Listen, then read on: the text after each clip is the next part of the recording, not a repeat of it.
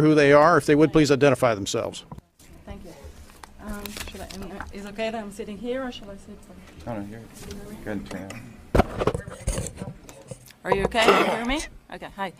So thank you for everyone for having me today. My name is Dafna Tachover, and I'm the founder of an organization called We Are the Evidence. We are an organization that represents the many adults and unfortunately many children who have become very sick from wireless technology radiation. And with me here today, I have Professor Paul Leroux. Professor Leroux is a physicist and a toxicologist. He used to work for the industry on the health effects of electromagnetic fields and radiation until he understood the harms associated with this technology.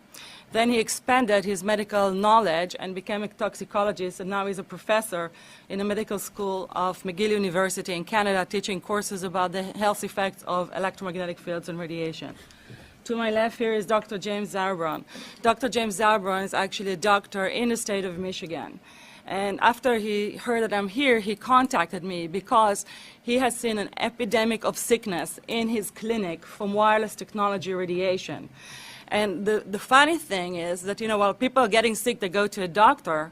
Unfortunately, what's really going on now, doctors like Dr. Zarbron actually refer them back to engineers because they have to go to their home and disable the wireless devices in order for these people to get better. And once these wireless devices are being disabled, they are getting better. And again, we're not talking about a small group of people with some kind of odd responses, abnormal responses to this technology. Please remember, we are electric beings. Our brain is electric. Our nervous system is electric. Our heart is electric. Our cells communicate electrically. So the question is not how come this technology and radiation can affect us. The question is how can it not affect us? Now, I want to share with you a little bit how I started with this. So actually, I'm an attorney in New York and in Israel. And I actually have a telecommunication background. I was a telecommunication and computer officer in the Israeli army. I managed the computer and telecommunication center of the Israeli operations center and headquarters. So wireless technology was my profession. I was an early adopter and avid user of this technology until it made me sick. In 2009, I moved to Princeton. My ex-husband is an MD, he has a PhD in molecular biology, and he got a job at the university. I thought it's time to start a family. And I decided to start my own law practice, and very happily, I went to buy a new laptop. And weird things started to happen when I was getting that laptop. I started get tingling in my finger, tingling in my feet.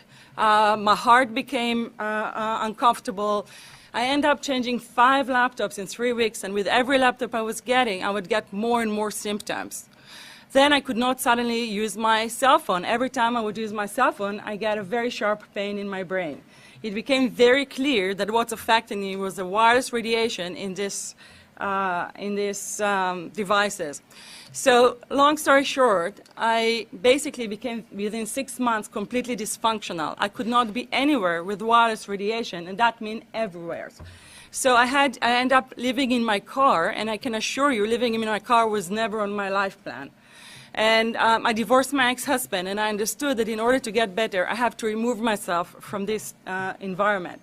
And I ended up living in the Catskills in an isolated cabin for 4 years, not knowing how I can get better and if I'll get better. Now, when something that you used to love so much can destroy your life to such an extent, you want to understand how come you never heard anything about it.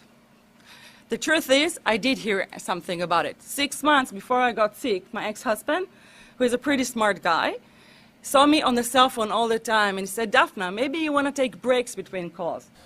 And I remember that scene, and I looked at him, and I was smiling. I said nothing, and I just thought in my head, worst case scenario, I get a brain tumor when I'm 70 or 80. Everything causes cancer. Now, I think everyone here had the same thought in their head at one time or another. But what the thing is, in that moment of time, I made a risk-benefit analysis. But the thing is, I made a risk-benefit analysis without actually knowing the risks. Now, as Senator Colbeck said, it's your duty to protect the health and safety of the people of Michigan. So I do hope that before you're going to vote on this bill, you actually make a proper risk analysis. Now, they mentioned the economic benefits of this 5G bill, and I can show you that there are actually not too many of them. But if you're looking at economic benefit, I think we all should actually go and check what's the healthcare costs that we are carrying right now from this technology, from the adverse health effects of this technology. While the wireless industry is making tons of money, it is the state and the people who are paying for the healthcare costs. Now, if you want to understand the extent of the sickness, I'll give you some data. So at least 10% of the population already suffering from symptoms which are now called microwave sickness, which what I'm suffering from. 10%, and that was based on surveys that were done up to 2006. 2006, that is before Wi-Fi, that is before smartphone, that is before the outrageous smart meters, that is essentially before the exponential increase in our exposure to wireless radiation in the places we live. Let's talk about cancer. So one of the wireless industry people here mentioned that he's from Indiana. This week, the wife of the ex-governor of Indiana was diagnosed with glioblastoma. Same brain tumor Ted Kennedy had and John McCain had. Did you look at John McCain's scar? This is a cell phone brain tumor. LeBron James, one of our sports people, had a salivary gland tumor. That is another cell phone tumor. You didn't hear about it because immediately after that was discovered, he was paid by Samsung to become their spokesperson. Now, the 4 top diseases that kill our children, our young adults right now, are brain tumors, thyroid cancer, testis cancer, rectal cancer, everywhere we put our cell phones. Breast cancer. We suddenly have breast cancer in women who have no DNA predisposition to have breast tumor. And funny enough, they had a very odd distribution of their tumors. They usually resemble the shape of the cell phone, the way they used to put the cell phone in a bra.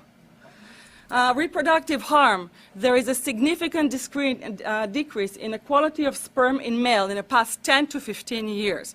There are dozens and dozens of studies that show beyond any doubt what this radiation is doing to our sperm. Now, for example, there's a study from Israel. They took 106 male who 50% put the cell phone in a pocket, 50 did not. Those who did not put the cell phone in a pocket had a 12% bad sperm. Those who did put the cell phone, and that's normal, those who did put the cell phone in a pocket had a 47% bad sperm. Now, if you take the cell phone out of your pocket, the sperm will recuperate within 3 to 4 months. What would not recuperate would be the damage to the DNA of the sperm. That is irreparable. Let's talk about autism. In the past 10 years, we had the rates of autism tripled. There's a study that was done by Professor Martha Herbert from Harvard University, MD, PhD. She's one of the world's biggest experts on autism. In 2013, she decided to check whether there's possible correlation between this radiation and autism. She thought she was going to have a short paper, a few citations. She ended up with a 60-page paper with 550 references. Now, there was no one study that showed, yes, this radiation is causing autism. I'm sorry, just a moment. But there was a study that showed what people with autism have, and a study that showed what this radiation is causing to our brain, and there were a lot of similarities. She concluded, yes, a correlation is possible. And now when children are coming to her clinic, she tells the parents, remove wireless, and the children are getting better. Later on, you're going to get a package from me, and in that package, there's a testimony. A few days ago, I went to Facebook to a group called EMF and Autism. And a mother there put a notice what happened after she removed the wireless from her house. Her autistic child suddenly improved, and after not being willing to touch a pen since the day he was born, now he cannot stop, write anywhere and everywhere. I gave a lecture here in one of the towns, and actually an autistic young man at the age of 32 came to my lectures because he wanted me to talk to his mother that he's affected by this radiation. She did come to the lecture. She got convinced. They removed the Wi-Fi from his environment. Within 3 days, his nosebleed stopped. His brain works much better. He feels much better. And now he thinks that he can go to university and he plans to do so. So we have scientific evidence. We have human evidence, but we were ignoring it. Let's talk about ADHD. ADHD more than doubled in the past 10 years. So there's Professor Hugh Tyler from Yale University. He is the head of their OBGYN department. And he conducted a study on mice. He exposed the mice to this radiation when the mice were pregnant. When the mice baby was born, they actually had a different brain, and they manifested the same symptom manifested by adults and children with ADHD. Recently, a summary of 5 studies on 83,000 women showed that when these women were exposed to this radiation, the women who were exposed to this higher level of radiation had higher rates of children with ADHD, with basically behavioral and attention deficit disorders. So all of this info and data is from the past 10 to 15 years. Not only this data supports directly that this radiation is causing. Think about it, what changed in our environment most significantly in the past 10 to 15 years. So the thing is, we've been looking the other way. The data, the science is conclusive, and we're talking about 10,000 studies that prove the harms of this technology beyond any doubt. But we do studies in order to warn us as what will happen to humans. But we now have the human evidence, and it is clear and conclusive, but we ignore that as well. Well, so one evidence that we now cannot ignore anymore, that's the NTP study that Senator Colbeck mentioned. So in 1999, and there's a long story into it, I'm not sure can get to it later. In 1999, the federal government, in 1993, the CTIA, the Wireless Industry Lobby Association, after it was sued for the brain tumor, for a brain tumor that a man sued that, for a brain tumor that killed his wife, in 1993 the wireless industry said, okay, you know what, we're going to learn this topic. We put $25 million into studying this topic. Now, what do you think happened to those studies? Nothing. Nothing came out of them. I would not tell you who they chose to handle those studies. Anyway, so after nothing came out of it, in 1999, the FDA said, you know what? We will do a study. We will give $25 million to conduct a study that will give us a final answer whether or not this radiation is actually harmful. It was a 14-year study, and that study was designed perfectly to make sure that it cannot be challenged, that there will not be any doubt. That's why it took them 14 years. And in 2016, the partial report of this study came out, and the conclusion was this radiation causing brain tumors, heart tumors, and DNA damage. Now, the head of Dr. Ron Melnick, who led this study for most of his year, he said that while our hypothesis was that this radiation cannot cause cancer, our hypothesis was proven false. This radiation definitely caused cancer.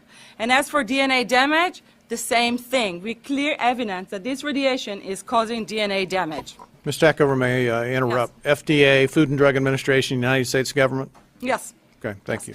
And they gave the money to the NTP, that's a National Toxicology Program, which is part of the NIEHS, the National Institute of Environmental and Health Sciences, and they have been conducting the study. Now, in 2018, the final reports were issued, and that was like before final report, and that was in February this year. Now, every scientific study is supposed to go through a process of peer review. So the NIEHS appointed an 11 expert panel to review the study. They came out with a final answer on March 28, and their conclusion, clear evidence of cancer. So there are no more maybes. This is the study that was supposed to give us a final answer. Final answer is carcinogenic effect. So actually, we should not be sitting here and thinking whether or not we're going to give the wireless industry a corrupt and fraudulent industry. And I'm telling this as an attorney who knows the evidence, and I know the evidence in and out. And a lot of their evading questions, I can clarify those, evading answers for you on a legal basis. But, you want to give this industry unlimited access to our public right-of-way to put cell towers that are going to be put in the same house of our second floor bedrooms. And if you look at this page that I asked to give you, I don't know if you have it, the second picture, that is show neurological problems associated with radiation from cell towers up to 400 meters. And you can clearly see that the closer you are to the cell tower, the higher of neurological problem you have. And these antennas will be put directly outside of your children's bedrooms. So we should not be sitting and thinking if we're going to give this industry unlimited access to our public rights of way. We should instead, when we finally admitted that cigarettes are causing cancer, we labeled cigarettes. Warning, we put warning on the cigarettes. We banned smoking from public areas. So this is really what we should be doing here. The legislator should pass legislation to protect the health of the people. So right now we should be sitting here and proposing legislation to warn the public, to inform the public, because this wireless industry has put billions and billions of dollars in the past 30 years to mislead the public as to the health effects and keep the public uninformed. So we should legislate the health effect. We should make sure every person in the state of Michigan know about this harm. All of those people who had smart meters, a LED smart meter, forced on them on their home should be informed that this radiation from those meters can cause them cancer and DNA damage. And they should have the right to demand the removal of those meters. We should remove Wi-Fi from schools. And I'll say a word about the Wi-Fi from schools. When I got sick and I learned that they're putting Wi-Fi in the schools in Israel, I was very sick at the time, but I could not tolerate the thought that children in the schools will become as sick as I have. And I had no way, I didn't know how I'd do it, but I decided to fight the Israeli government on this, because I did not want my nieces to become sick. And after a few months of correspondence, I submitted a Supreme Court case in Israel to ban the use of Wi-Fi in the schools and replace them with wired network. Now, I'm not against technology. I'm in favor of safe technologies. And let's make it clear, there are numerous ways to make this technology safer. The wireless industry knows that. For example, and I can explain, there's something called modulation. Modulation found to be the most harmful element of wireless technology. Now, instead of improving the modulation and making it safer, the wireless industry uses it to manipulate the science. When they conduct and fund science studies, they remove the modulation from the study. This is how they use the knowledge they have to continue and harm the public. So when we had a case in Israel, I had no doubt that we're going to find an epidemic of sickness, and we have, and we did. We showed over 206 children, and that was in just 6 schools that we checked. And we did not even check all the schools. The top 5 symptoms were headaches, nosebleeds, cognitive problem, exhaustion, and nausea. Cognitive problem, for example, numerous parents were getting calls from their teacher, even of gifted children. Suddenly the parents telling them that the children cannot follow up what's going on in a class. And I'm using this example a lot. I had a first grade girl who was just before starting school, they told her that she's actually advanced her age. One day she comes back from schools and tells her mother, "I'm stupid." And the mother asked, "Why are you stupid?" And she said, "Because I cannot understand what the teacher is talking about in the class." And then she said that she have a lot of tingling feeling she feels like an ant walking on her head. So, and again, I can tell you stories from now to tomorrow, including in the state of Michigan. And in the package that I left you, there's a story of a family, a father who is a truck driver from Michigan, testimony about how his 12-year-old daughter is extremely sick from wireless radiation. And they didn't know this for years. The moment they removed the Wi-Fi, this girl immediately improved. And a lot of our children are sick, and they're being misdiagnosed and mistreated because the wireless industry is keeping us and our doctors misinformed. Now, we cannot not make the comparison to what happened with the tobacco industry. Actually, the wireless industry has been following the tobacco industry and perfected it, and I'll talk about it in a second. They probably conducted what I believe to be the biggest fraud on the public ever conducted. And again, every word I'm saying, I'm willing and can prove. I'm an attorney. I would not say things I cannot prove, and there are tons of documents to prove everything I'm saying. Now, back to the schools. As a result of the case, in Israel, they put limitation of the use of Wi-Fi in the schools. And now, last year, actually, Cyprus banned Wi-Fi in schools completely. Now, in the U.S., the only state that conducted a review of the issue, that is Maryland. They have an advisory board appointed by the governor on the issue of health and safety of children. They conducted a hearing, a long hearing. They heard expert. I gave testimony. And as a result, in December 2000, I think it was 2016, they came out with a report that say Wi-Fi should not be used in school. We should put wired network. And we should limit the exposure of our children to this radiation. They had 4 doctors on the panel. This is when this data is being reviewed by professionals, the results are conclusive. The biggest review of the science on this topic was done by what's called the Bioinitiative report.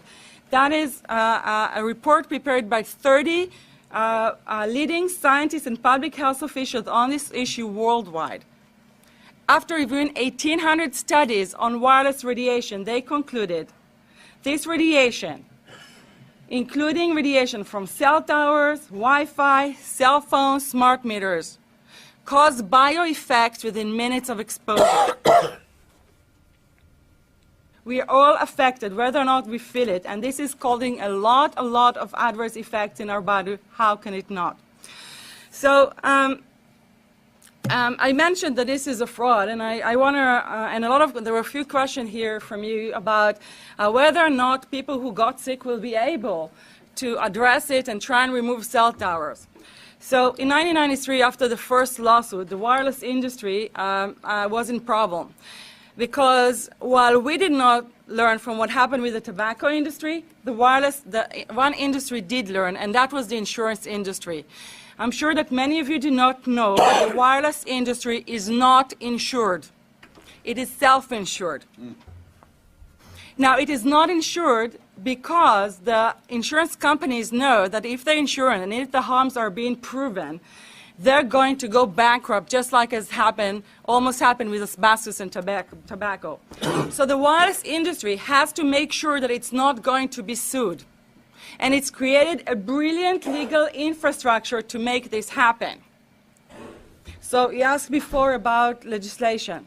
So I'll answer that. So in 1993, after this first lawsuit, they said, put money, $25 million, nothing came out of it. The other thing they did was they started to lobby to take the right to legislate the health effect from our health agencies, from the EPA and from the FDA, and give it to the FCC, because the FCC is a capture agency. And there's a 2015 report by Harvard University, and the whole chapter is dedicated to how the wireless industry is controlling the FCC. And the numerous examples, for example, the previous chairman of the FCC is Tom Wheeler. He was the head of the Wireless Lobby Association for 14 years. Now remember, Obama told us there would be no lobbyists in his administration, so he took the biggest lobby and put him as a head of the FCC. The current FCC chairman, that's Ajit Pai, Verizon attorney. And I can go on and on. The current CTIA, head of the CTIA, is the previous FCC commissioner. So they needed to transfer the... Dafna, yes. can I interrupt you? Yes. We've got some members who'd like to ask you questions in the middle of your testimony. Is that okay? Yes. First on the list, Representative Lefebvre. Can I have one second? I want to complete that question about how the legal issue was, is that okay? Go ahead, and Thank then you. let me know when you're ready for questions. What happened was in 1993, the FCC started a rulemaking to adopt the IEEE regulations on this issue. IEEE is an engineer association. Why is it that we adopt regulation of engineers who maybe know how to measure this radiation when it's passing a wall, but not when it's passing a body? All our health agencies objected it, saying that it makes no sense to adopt engineer association that they had not even one biomedical person on their team, and that they ignored all of those studies that shows adverse health effects from these levels of radiation.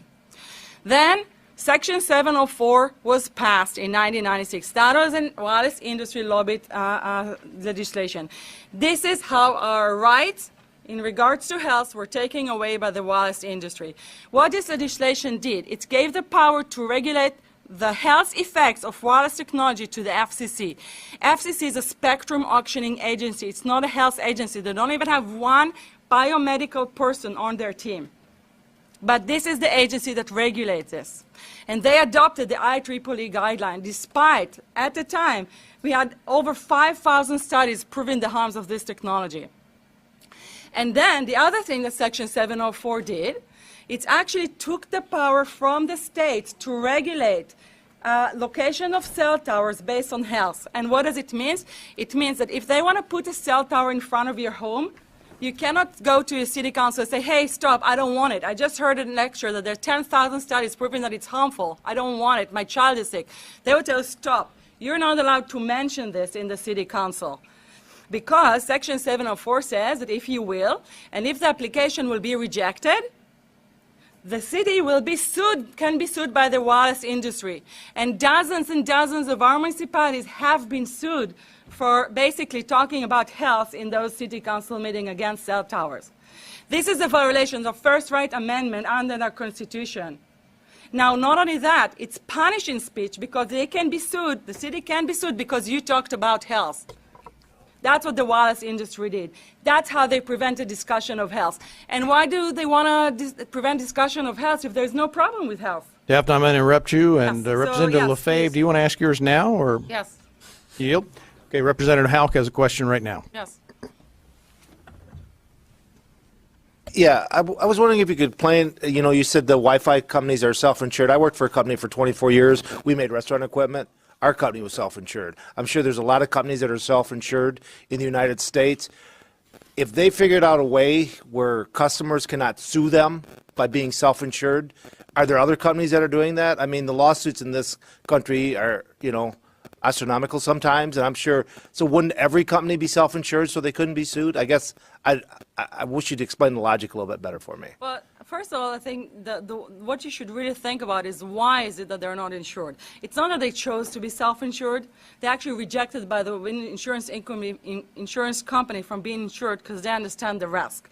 And So if the they insurance understand companies, risk- the big insurance companies So there's will not okay. insure the So telecommunication? there's insurance companies, and then there's what's called secondary insurance companies. Secondary insurance companies are the insurance companies that insure the insurance companies. So in an event that insurance company, let's say, I insure Verizon, and it may not be able to meet the claims, then the secondary insurance company is kicking in. Like Lloyd's Now- of London? Sorry? Like Yes, Lloyd's of exactly. London. So two leading one would be Lloyd's of London and Swiss Re.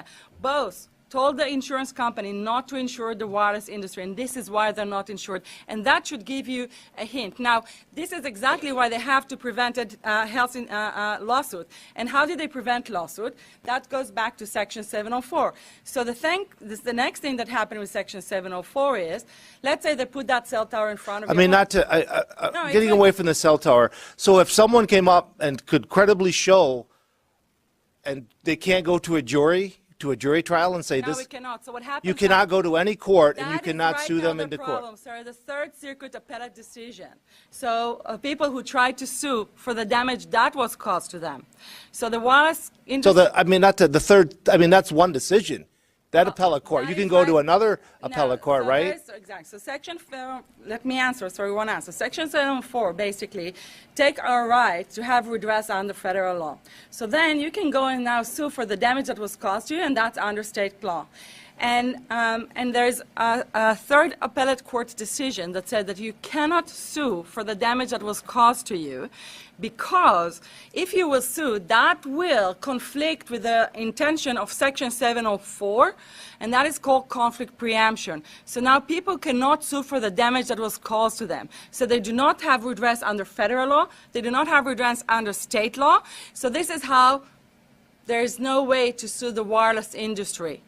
That is what the situation, and that is violations of Fifth Amendment due process right. If you don't have redress on the federal law and don't have redress on the state law, you don't have how to to sue them. This is how they're protected. Okay, Now, with this legislation, with the 5G legislation, Daphne, you need to take a breath. sorry. No, I'm not. No, I guess I wouldn't mind later on maybe having one of the telecoms come up and explain their side of it. Yep. But thank you. I appreciate that. Thank you so much. Yeah, Daphne, if you will, when members ask you questions, please let them finish. Okay.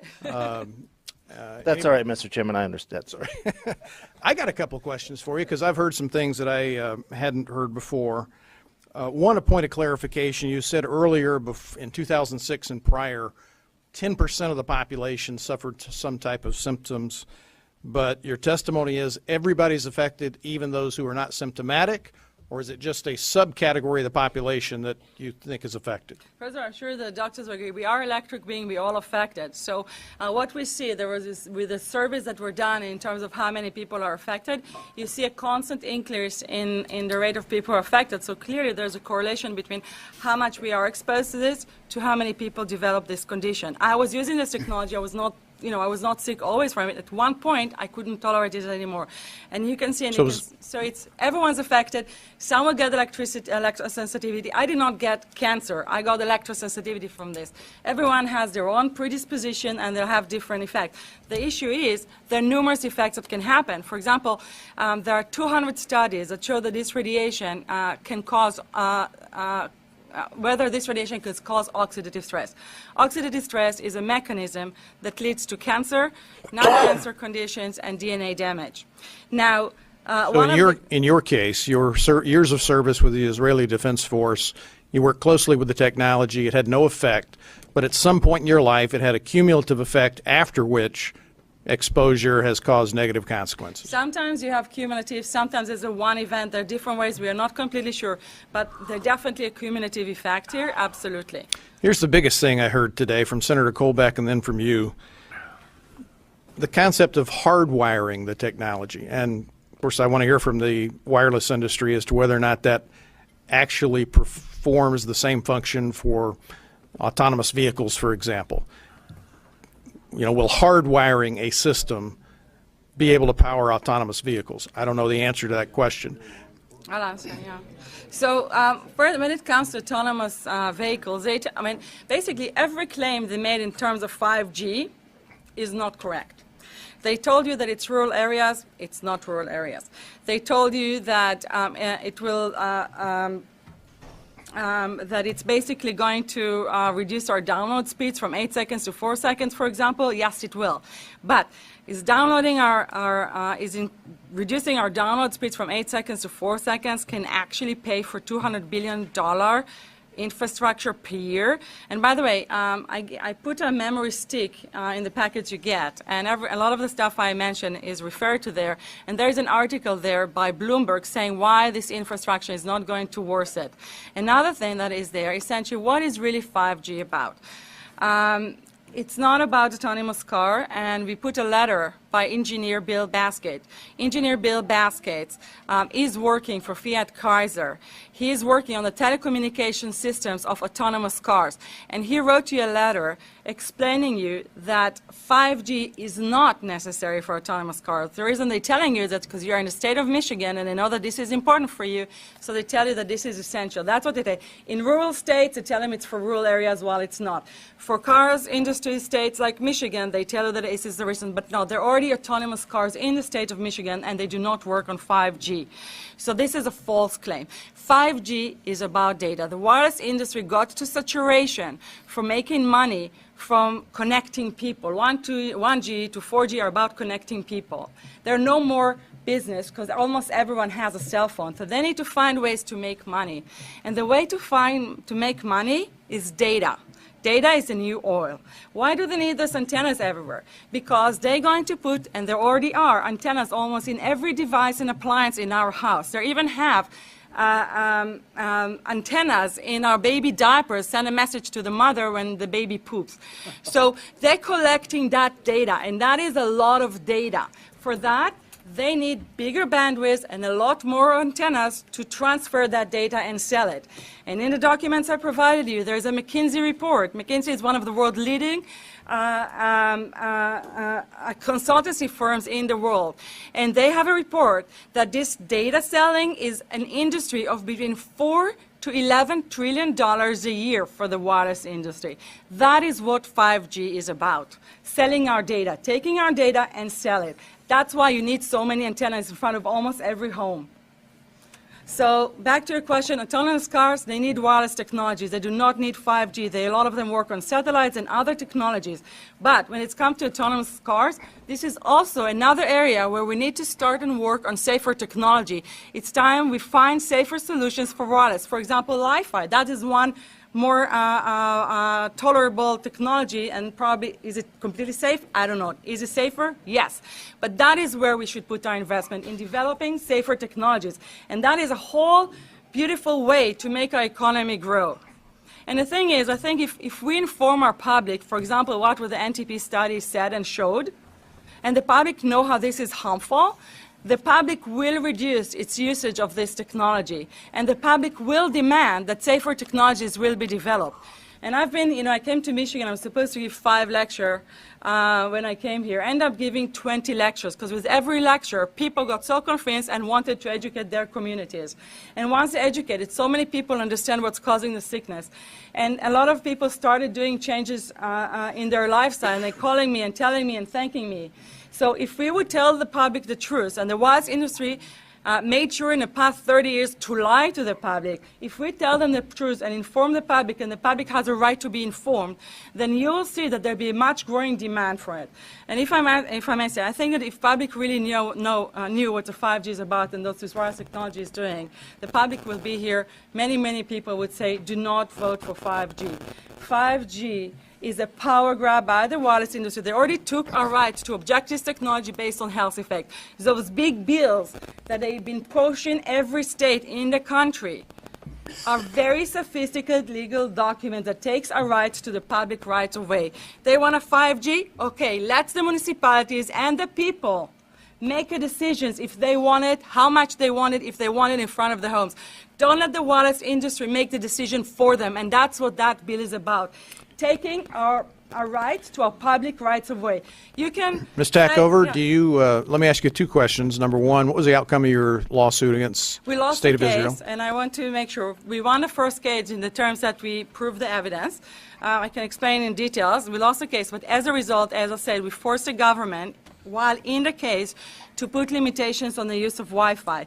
Wi-Fi is banned up to the age of 6. It's allowed 1 hour up to the 3rd grade, 1 to 2 hours up to the 6th grade. Wi-Fi has to be turned off at all other times. In the In public Israel. schools Yes, of the in Israel. State of Israel, okay. And do you want to allow time for testimony by Mr. Haro and Dr. Zebram? I think Dr. Zalbrand and Professor Ru here to answer questions. If you have more scientific questions, Professor Ru can be answering it. About the sickness in the state of Michigan, the Dr. Zalbrand, he can absolutely answer to that. And I'm sure he has. I know when he talked to me, the stories are just heartbreaking, but also encouraging that once people removing wireless from their home, a lot of the health effects are disappearing. Gentlemen, do either one of you want to offer testimony? Yes. Basically, the signal has to go through to the fair and everywhere else. We all know this. The problem with 5G is that it is a poor implementation of that function. You have to understand that telcos live in an extremely competitive environment. And for their survival, they need to push the methods that they have available immediately on their desk. And because of this, they may not, unwittingly, always be acting in the public interest. What I am proposing as a vision of the future for Michigan is that you don't need so much reliance in terms of data volume on wireless. Have this carried by optical fiber instead. Optical fiber is incredibly faster than 5G. You don't design a car on a cell phone. You design a car on a fast workstation. So in terms of a country being competitive, the future is clearly optical fiber. This is what telcos use for themselves. But it is commercially more advantageous to sell wireless. The effects of wireless on health scientifically are very, very clear. But industry, in its position, has used its influence on national committees, on professional committees, to provide endless discussion of the science, which apparently led to no conclusion. But now, with the statements of the International Agency for Research on Cancer, with a succession of animal studies by Chu in 92, by Ripaccioli in 97, and by the NTP recently, confirmed by Ramazzini in Italy, there is scientifically evidence that is so strong that you can be certain that the standards used by the SCC to manage health effects are wrong. Professor, what is the NDP? I've heard that study several times. NDP is what? National Toxicology Program. Not That's- sure. National Toxicology Program, that's the study that was funded by the FDA in I 1999. can talk to that. So it's a $25 million study on rats and mice that was supposed to demonstrate that there were no effects of radiation below thermal. And in fact, it demonstrated exactly the opposite. And it follows on the heels of two major studies on animals that said exactly the same thing. The writing is on the wall. It's whether you and the society that we live in want to recognize it. There's other ways to do this. The signal has to get through, but not at the cost of the health of citizens. There's very real health effects that are documented by epidemiologists. So you have to heed this warning now, or we will see each other later under less favorable circumstances. Professor, do you have some affiliation with Microsoft? No, I don't. That would be Mr. Clegg. Okay, Clegg, so, okay. Somebody there's, else. Frank You Lam, yeah. are a professor with McGill University, and that's in Montreal, Canada, is that correct? Yes, I am a professor in the Department of Epidemiology, Biostatistics, and Occupational Health, and I teach there both toxicology and health effects of electromagnetic radiation. I have been active in the field, both on the industry side and on the side of public health for 35 years. Okay. Dr. Zybram, did you wish to offer I testimony? would commend an excellent presentation here. Nothing much left to think about. No, clinically, as far as certain people being affected, I've been in practice 22 years, and the last 4 or 5 especially, I'd say 89% have some issue, electropollution. I do extensive blood work, look at minerals and lifestyle, and you find things that could help them. Maybe the thyroid's off, or they're allergic to certain foods. But ultimately, they come down to get their full cure, which we're interested in, not just covering up. The engineers go to the home. I talk to them about their phone. I have a meter in my office. I show them what their phone's doing right then and there. And he goes there, and finally, now we see some good effects, big changes, especially children. So that's my concern. Things like, memory, dizziness, anxiety, brain fog, is definitely tied into the EMFs. So that's my passion. Yeah. Representative DeFave, do you want to ask your question at this point? No. Not at all. Okay. I mentioned something. Yes, ma'am.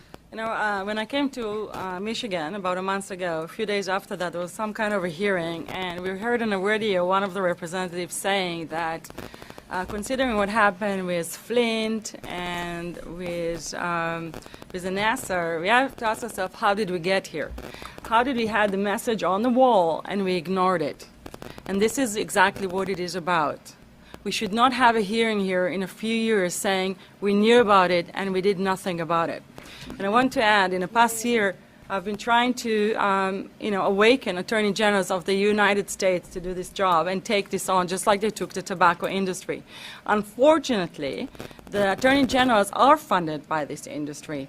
And when the wireless industry learned what I'm doing, actually, they started a stupid defamation about something I never said to bar me from going to their meetings. So basically, it's a criminal offense. It's called a group boycott. And there was no evidence for that they wanted to bar me, and they could, because they're funding all the Attorney General conferences. In one of those conferences, I actually spoke to the Deputy Attorney General of the state of Michigan. His name is Matthew Schneider. And he actually got convinced by what I said. He came back to his office and to the Attorney General's office of Michigan, and he told them this is real. I actually, in this visit, I met with the Attorney General's office, and when I gave them my presentation, I said, don't worry, you pitch into the choir. We are convinced. But when I asked them to take action, they said, you know, we have too much to do with Flint and Nassar. We cannot do anything about it. I'm sorry, Flint is terrible, Nassar is terrible. Those are tiny, tiny issues compared to wireless health effects. All our population is affected. We need to take action. Now, I don't know, you know, this is not about taking action on this right now, but the one thing this is really about is this 5G legislation that will be able to force more radiation in front of people's home. This is something that should definitely not pass. Now, Ms. Tachover, I committed 45 minutes to your Thank you very testimony. much. You got about 3 left, and then we're going to try and squeeze in at least several more people before we Thank you. recess 15 minutes after that. appreciate it. You're done? Okay. We appreciate your testimony.